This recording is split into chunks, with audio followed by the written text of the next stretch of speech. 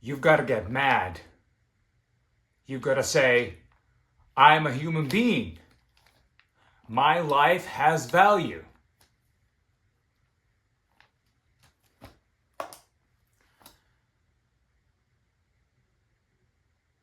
Welcome to ArmandComdeyShow,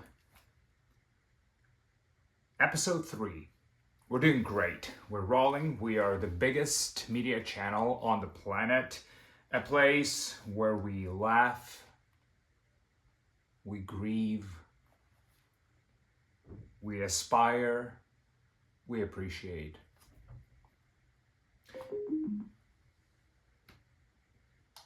Yep.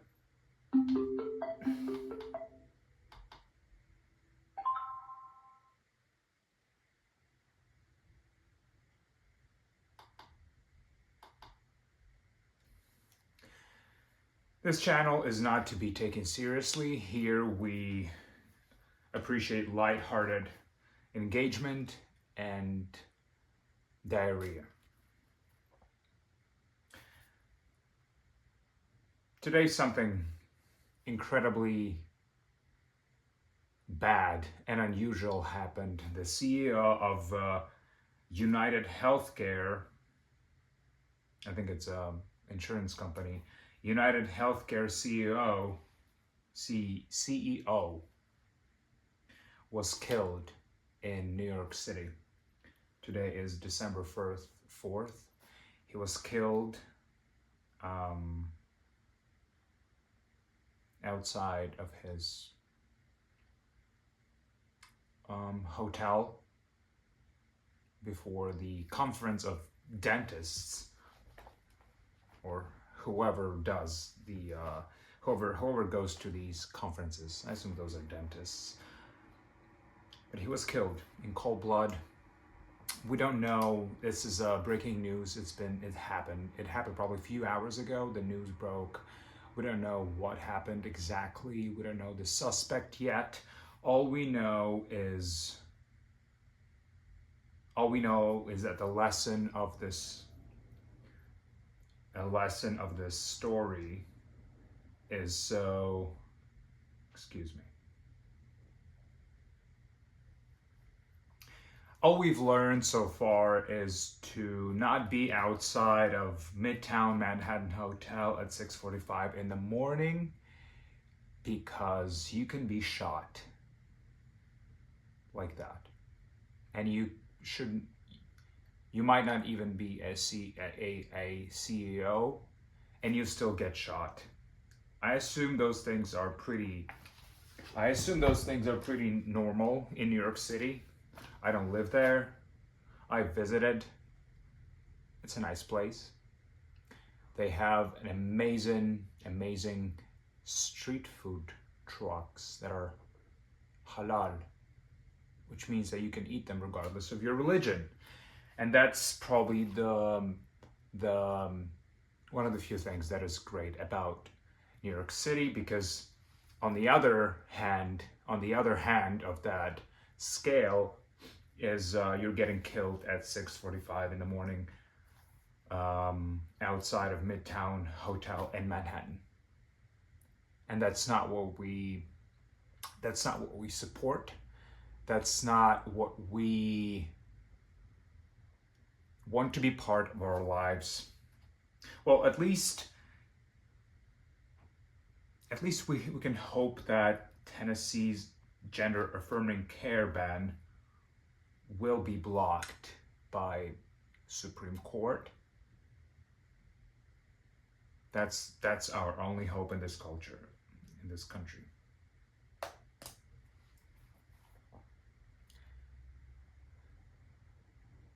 Today I wanted to share something very personal. And it's not easy to say because I have never shared that information to anyone, I think. Not even to my friends, not even to people who I know, not even to people who meet me at the club. And it's about peeing in public. I have this, okay, I had this very, very strange condition since I was a young child that I just couldn't pee in public restrooms. I mean, I couldn't pee in public restrooms. Every time I go and I pee, and if I just feel like this pressure. I don't know.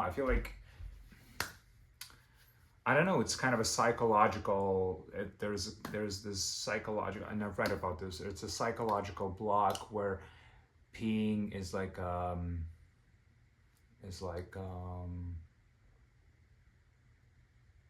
vulnerable state, and you don't feel safe, especially if you've been like abused or like neglected as a child.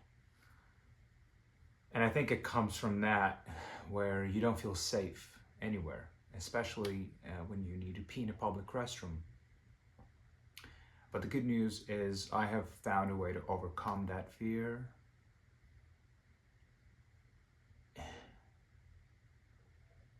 And so my secret is, when I stand there in a public restroom and there's people, or there might not even be anyone around me.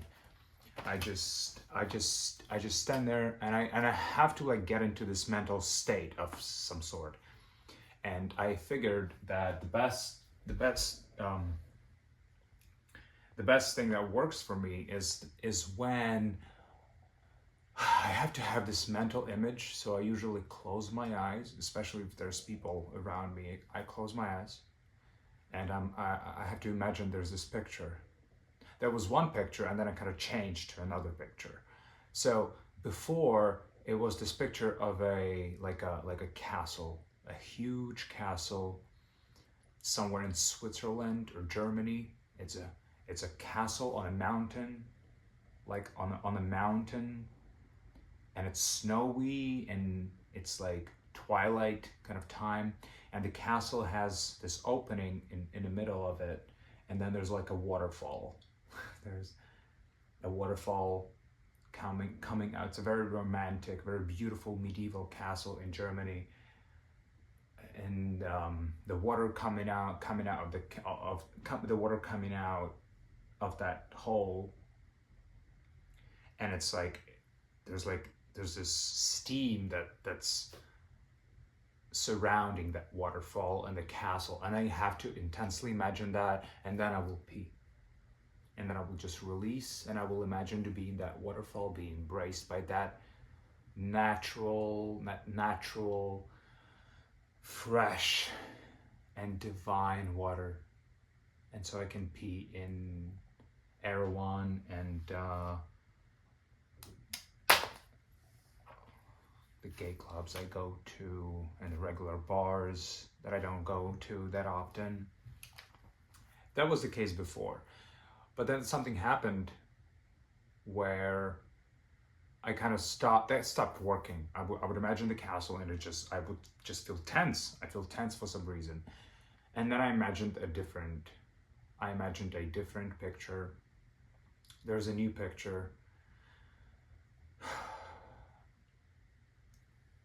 There's this huge plain. It's a field of grass and spring flowers, and it's a kind of a huge green field. And then on the background, there's this kind of like a huge mountain again. There has to be a mountain somewhere. There's a huge mountain with a snowy top. And here it's warm and springy, and there's like a green, vibrant grass.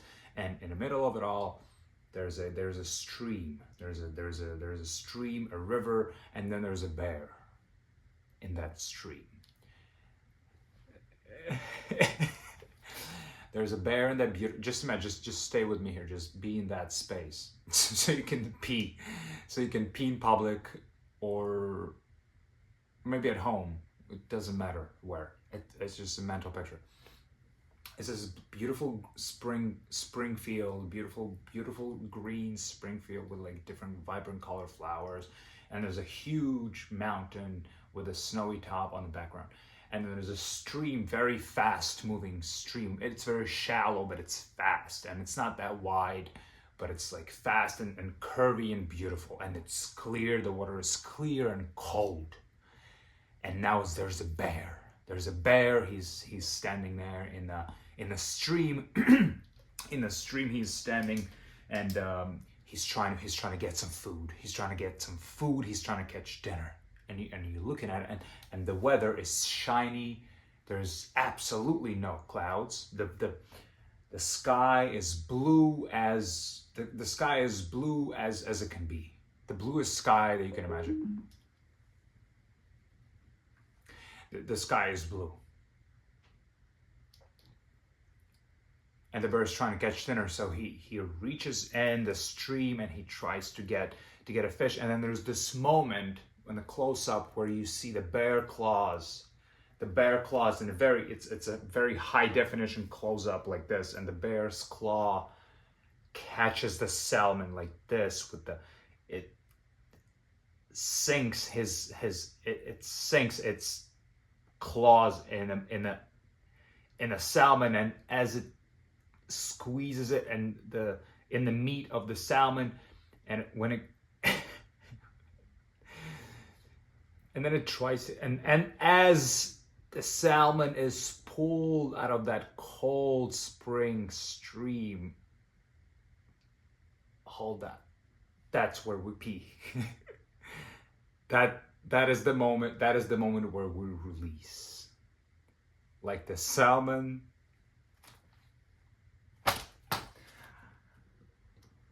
Like the salmon is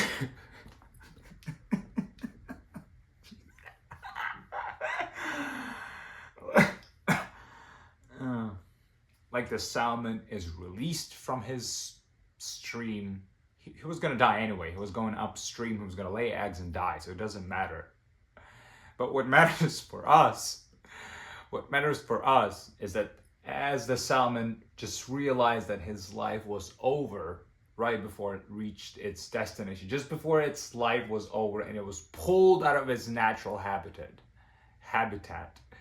In that very moment, that's when we release, and with a blessing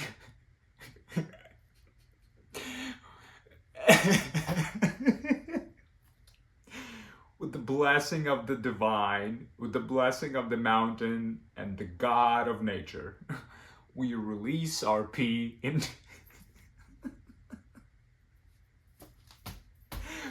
we release our pee into the urinal of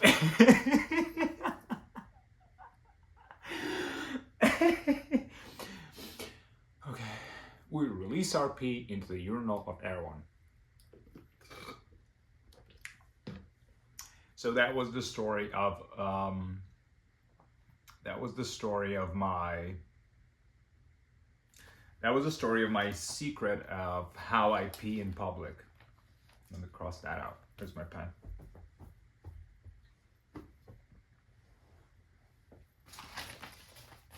We don't have a pen anymore. Okay, great. Spare pen. Cross that out. I think this episode is going great. I think this is amazing. I've had so much fun telling you about how I pee, imagining bears and mountains and stuff. Let's see how much time we got left. We're going at around 15 minutes right now, which is good. Let's go into material. We've had some good time. Why not end this on some material? Maybe it's going to take long. I don't know, but let me just go. Maybe we have time. I've been thinking about the pop culture lately, and there's this music band. There's this music band called Chase Atlantic, which is okay. I used to listen to them when I was romantic and impressionable, which I'm not anymore. But there's this song. When they're singing, it's it's so deep, and they're like catching these emotions, and they're trying to like really hard to like squeeze in that superficial, youthful, passionate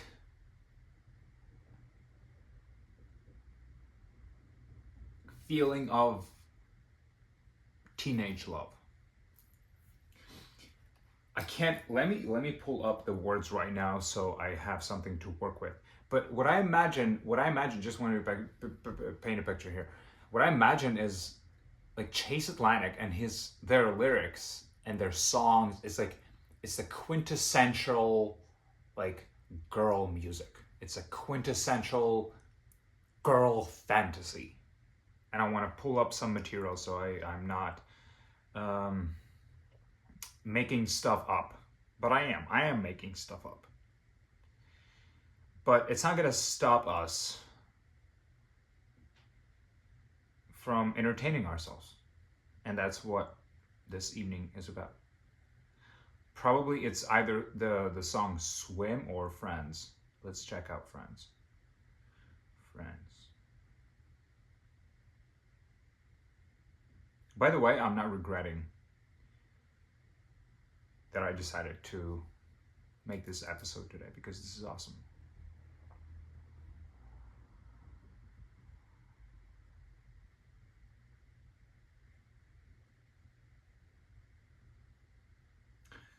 Damn, there's...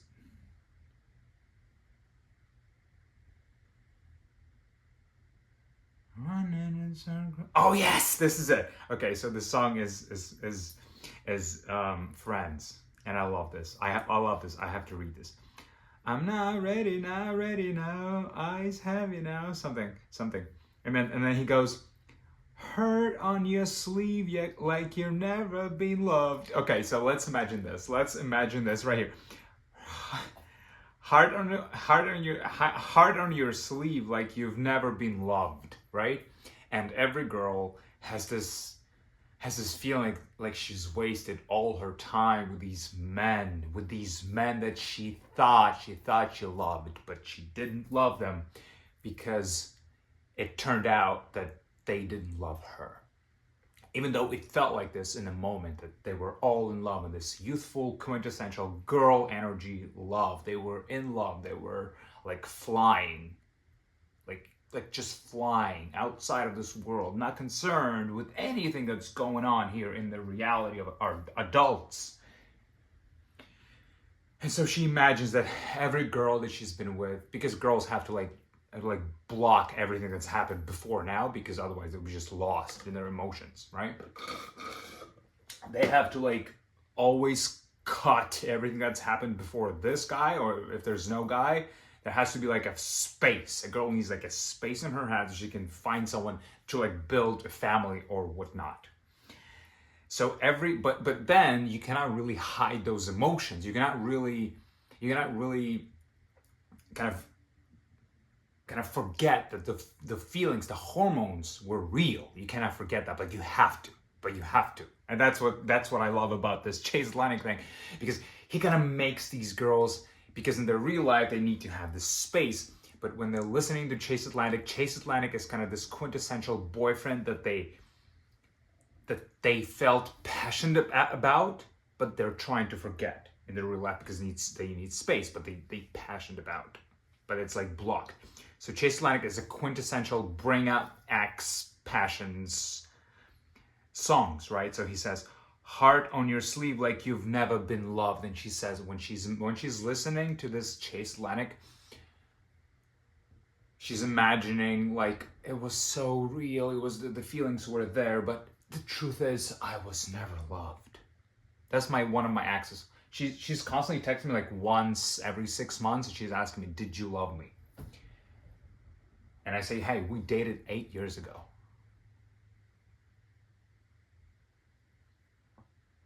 I don't know you anymore. I don't know if I loved you. It was 8 years ago. We had good time for a few months. What the hell is this? And now I know what this is. This is Chase Atlantic talking to her. And so she's like, I've never been loved. And this is my favorite from all of the Chase Atlantic repertoire. This is my favorite line right here. Running in circles. Now look what you've done. And that's it. Do you understand? Do you understand? Let's read this again. Running in circles. So, in every girl's head, throughout her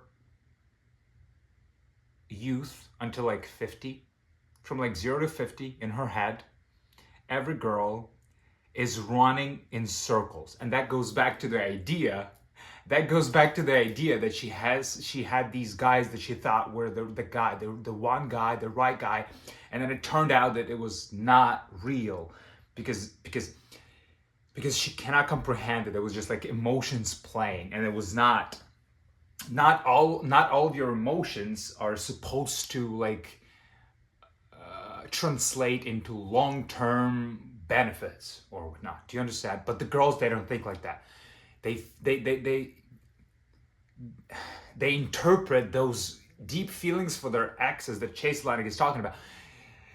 She's interpreting that like, I was running in circles.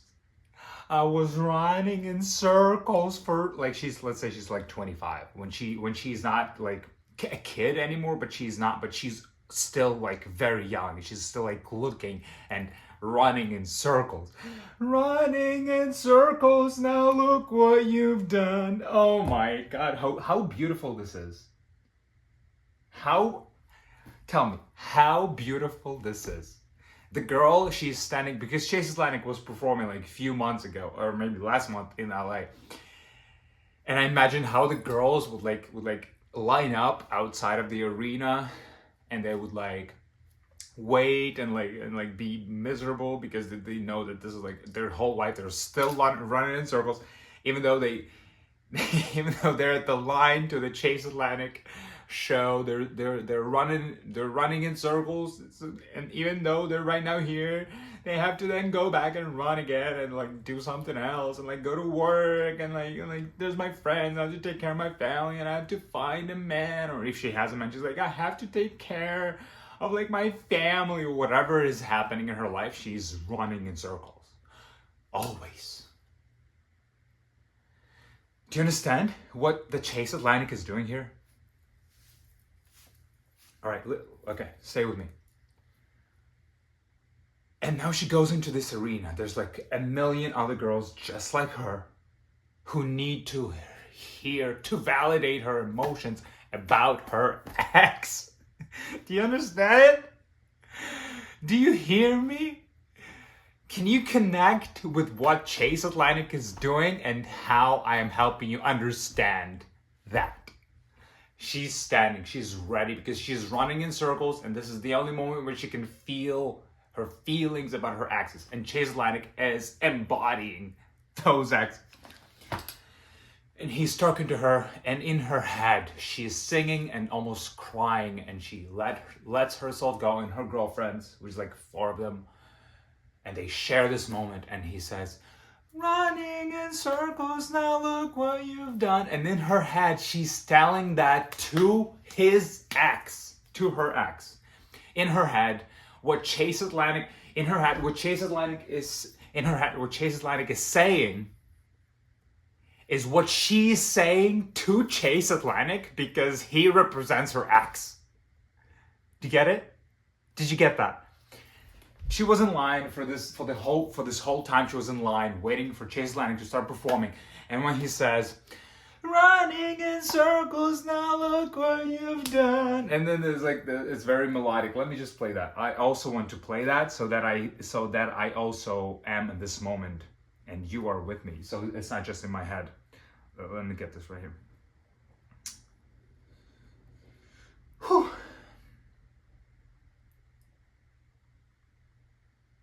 And then we'll get this over with. This is like my last thing today that I want to talk about. Okay, so let's just. Oh yeah. All of this music, by the way, it's like made so ethereal, so it's prompting these girls to like get into this emotional state when she was in the bed at like like 4 a.m. in the morning with her ex. Let me get this. Let me get this. Tell me what you're doing on the other side, and there's gonna be other guys, something.